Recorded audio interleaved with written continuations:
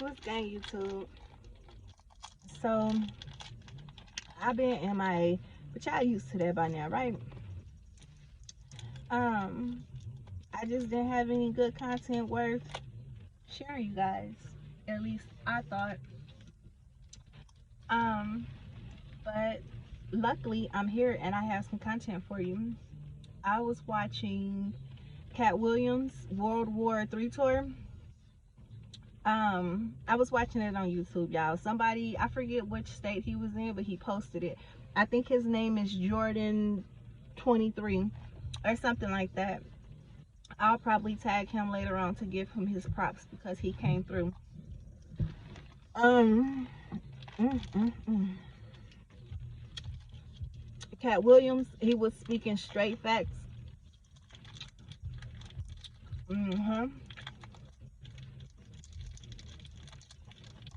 He was speaking straight facts.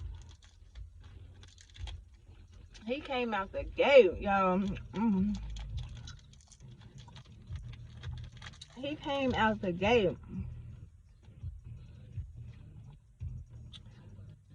saying that we're not equal. We're all not the same.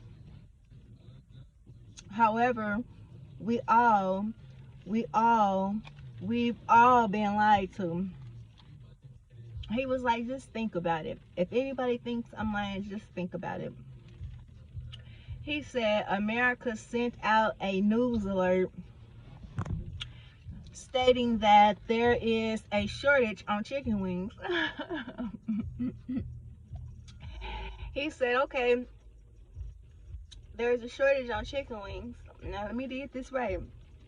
He said 2 wings per chicken, 2 thighs per chicken, 2 breasts per chicken, 2 legs per chicken. He was like, why not just a whole fucking shortage on chicken? Real talk. He was like, if you don't believe they lied to us, imagine the Adam and Eve story. He said the first story went a little something like, God went to the ground, picked up a handful of dirt, blew life into it, and boom, Adam and Eve came to be. The second story was, oh man, I'm gonna have to maneuver through this parking lot, and it's so many puddles. I need to get some boots because I hate when my feet get wet. I hate when my feet gets wet. But then he was like, the second story goes like, God created Adam. God created everything. Then he created Adam. He allowed Adam to name everything. And then one day, Adam walked up to God and said, God, I'm lonely. So God put Adam in a trance. He put Adam in a trance, y'all. And he took out Adam's rib. And then Eve became. That sounds like some transitioning type of stuff. You know, like LGBTQ community type of things. Not saying cat coming for anybody, but it sounds like a lot of this stuff was planned years ago, probably before I was even born. What else did he say? He said that they are experimenting to the point where they honestly don't know what they're doing. He said they shot a missile at the moon, you guys. And not only did they shoot the missile, they sat there and they watched this missile ping the moon. And not only did the missile ping the moon, Cat said that they could hear it ringing like a bell. And when that missile smacked the moon, it made the moon wobble. So all tsunamis, all what's some things, hurricanes, all of that stuff is moving in a rhythmic way Like, and it's not coincidental, but this is something that they never share with us. He also said that he knows the only two things of importance to this earth. He said the first thing is water.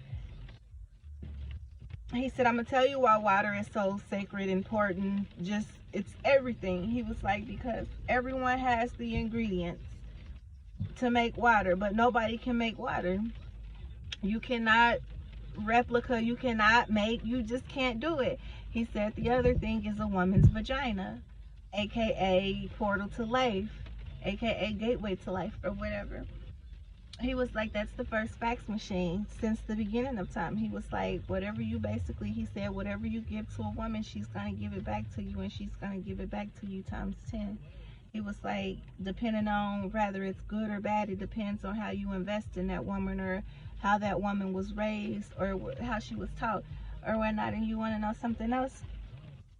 I decided to save the best joke he told for last, because after he told this joke, it was almost, or not even after, he didn't even get to finish telling the joke, y'all. Before he could even begin telling the joke, or right once he began telling the joke, they kind of rushed him off stage. But he was like, God is in the spine, and he's telling the truth. He was like, the spine is only equipped to hold 90 pounds. He said that shit says it right on the back. Now, I don't know about that, because, you know, he was being silly. He was like, but women, y'all get so caught up in trying to look a certain way and impress certain people. He was like, you go and put 67 pounds of titties on your chest, and then you turn around and go get 75 pounds of ass put on your hips and on your butt and stuff like that. He was like, the motherfucker only equipped to pull 90 pounds. And right after he got done making that statement, they called his ass off stage. He was like, damn, I still got a whole ass 6 minutes. Can I get these jokes out? But I'm saying this to say, Cat Williams constantly said throughout his throughout the whole hour he was performing, he was like, I'm about to tell y'all some shit, and just know, if something happens to me, I'm basically sacrificing myself to let y'all know what was going on. Well, since he didn't get to finish the joke about the spinal cord, I'm gonna share what little information I have about it, because I'm pretty sure this is just the tip of the iceberg, and there's a whole lot more that I don't know about. So as far as the spinal cord, there are 13 vertebrae. No, I'm sorry, 13. That's the masculinity vertebrae. Sorry. There are 33 vertebrae in a spinal cord. When we refer to the spinal cord, just in case you guys aren't aware of this by now, but we're referring to the snake that was in the Garden of Eden that convinced Eve to take a bite of the tree of life. What else? When you are eating a healthy diet, when you're not overindulging in sexual activities, when you meditate,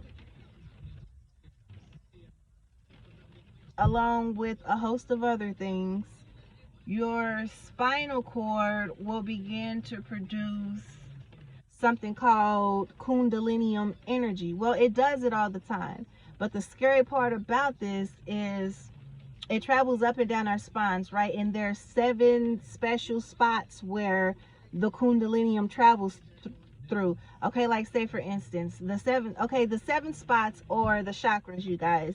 And we're going to start from the root chakra, and it has to work its way all the way up to the crown chakra. Well, from each chakra, it has to get, I guess, a boost or something to get pushed up and pushed up. And the scary part about it is, if the chakras are either overactive, which overactive is basically your chakras being bigger than what they're normally supposed to be, or underactive, which means your chakras are much smaller than what they're supposed to be.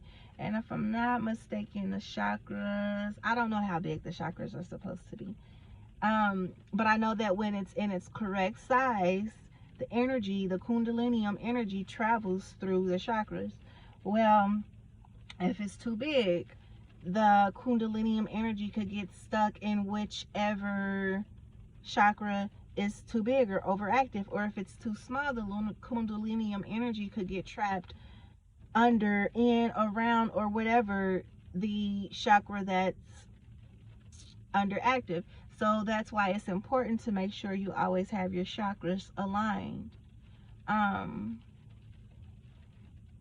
Yeah. Another important fact about the spinal cord, that's where a man's semen travels through. Because remember, if y'all go back to the video I did probably about 3 or 4 months ago, I told you how the man's semen is stored in his head. I don't know where it's stored at. It could be behind the eyes, behind the ears, up under the nose. Up under the nose, y'all get it? It's right up under your nose. But while in the middle or while having sex, when it's time to ejaculate, it's just I was about to say a simple process. It's probably nothing simple about it, but it's just a process of the semen leaving your head, traveling down your spinal cord, going through your prostate to receive its electrical charge, and sorry y'all, which proceeds to the ejaculation part. Well, when you're conducting and dealing with kundalinium energy, it's the same exact process in reverse. And now that I say it like that, I think I know where the semen is stored. Okay, so basically, when you're conducting kundalinium energy correctly, you're not abusing your wine, your ding-a-ling or whatever. Women too. Kundalinium will start to shoot up and down your spine. Well, after so long of successfully shooting kundalinium up and down your spine will carry semen, which is the milk and honey that they refer to in the Bible. It will carry semen to your head, which will somehow activate your pineal gland once it reaches the pineal gland. And when the pineal gland is activated, it will kind of swell up like the hood of a cobra. And when it swells up like that, it releases some type of chemical. What did they say it was? It was like a brown melanin, or it was something. It's brown melanin or something, hence where your honey comes from. And once this milk and honey is combined or it meets each other, it puts you in a state of God mode or Super Saiyan or whatever, which leads me to my next point. I was on Facebook and one of my friends had posted a post of Kevin Gates stating that it's not good to ejaculate. It's not good for a man to ejaculate during sex. And everybody was like, that's some of the silliest stuff I've ever heard, which in a man's case, you would be like, yeah, that is silly. But in a way, I kind of understand where he's coming from, and then I kind of don't. Because a man not ejaculating at all, what are you, you know what I'm saying? What are you getting around to? But from my understanding, a man is supposed to only ejaculate to reproduce. That's it. The abuse of ejaculation can lead to colon cancer. If not colon cancer, I believe prostate cancer or something like that, because of the constant use of it. And that's something we were not told. And now, don't get to asking me about women, because I haven't gotten to the study of women yet. Y'all already know how I feel about my men. So that's why I have such useful information, even if it's just a little, about a man's body.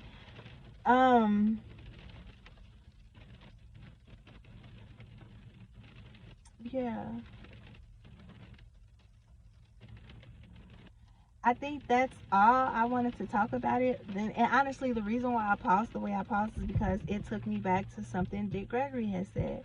Dick Gregory was talking about the man's nutsack. He was like, back in the day, man used to call their testicles two below. And he was like, they called them two below because the semen in the nutsack or whatever, it can't, it can't survive at the average human body temperature. It has to be exactly 2 degrees below the body temperature. Otherwise, the semen won't survive. It's not any good. It has to be either perfect. It has to be exactly 2 degrees below the body temperature. So yeah, which make me think like, well, damn, if the nut sacks have to maintain a heat 2 degrees below the body temperature, then is there just like nut caked up in the nut sack waiting for an erection or a, you know what I'm saying? And then like, never mind. But peace, y'all. I'll check y'all later.